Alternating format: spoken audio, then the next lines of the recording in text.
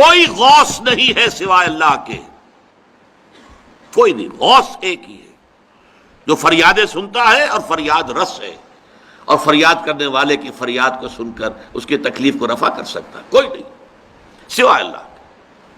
تو استعانہ، استدعاء، استمداد، استغاثہ، یہ سارے الفاظ جو ہیں اپنی ذہن میں لا کر جمع کر دیجیے ذات بارِ تعالیٰ پر۔ چنانچہ حضور صلی اللہ علیہ وسلم کے جو اذکار مسنونہ ہیں، خاص طور پر فرض نماز کے بعد، سلام پھیرنے کے بعد جو اذکار ہیں، ان میں سے ایک کیا ہے؟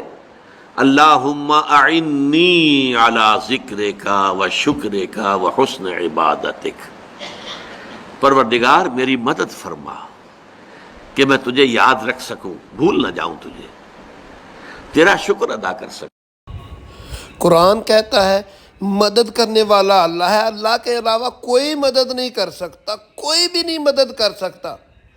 اللہ کے علاوہ کوئی مشکل کشا نہیں ہے، مشکل نہیں ٹال سکتا۔ اللہ کے علاوہ کوئی رزق عطا نہیں کر سکتا۔ اللہ کے علاوہ کوئی بھی کسی قسم کی مصیبت، پریشانی، ٹینشن کو دور کر ہی نہیں سکتا۔ اللہ ہی خوشحالی دیتا ہے، اللہ ہی مصیبت دیتا ہے، اللہ ہی انسان کو آزماتا ہے اور مصیبت میں ڈالتا ہے اور تنگی کے بعد پھر خوشحالی میں ڈال دیتا ہے۔